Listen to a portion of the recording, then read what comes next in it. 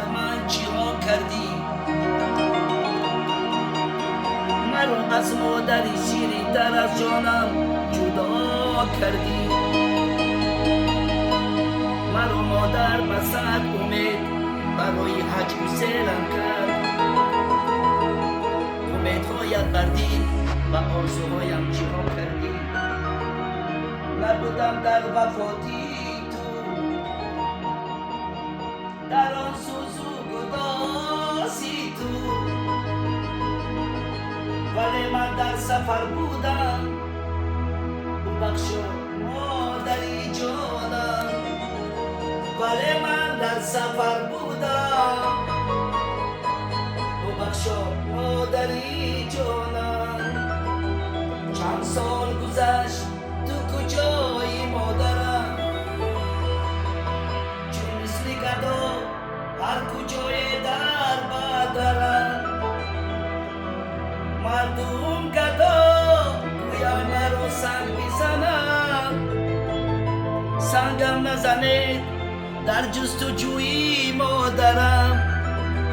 مردم گدا گویا مرا سنگ میزنم.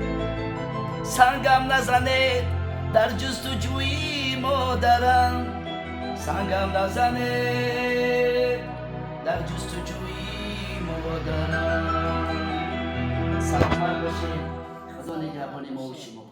بله، خدا نگهبان مادران عزتمند باشد. مادرانی که این لحظه ما را میشنوند و همین ترانه ها به خاطر احترام خاص احترام شما مادران عزیز بود و زنگ نوبتی ما را انتظار است. بیاد یک جا میشنویم. الو،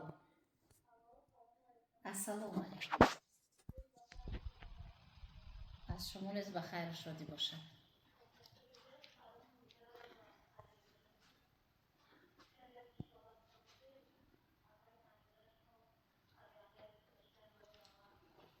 سلامت باشید.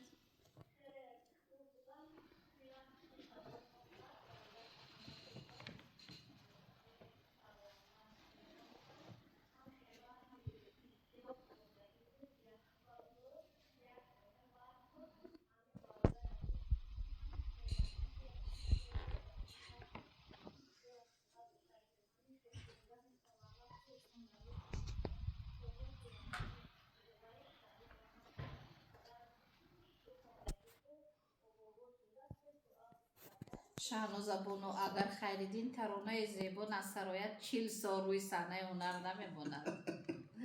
سلامت باشید.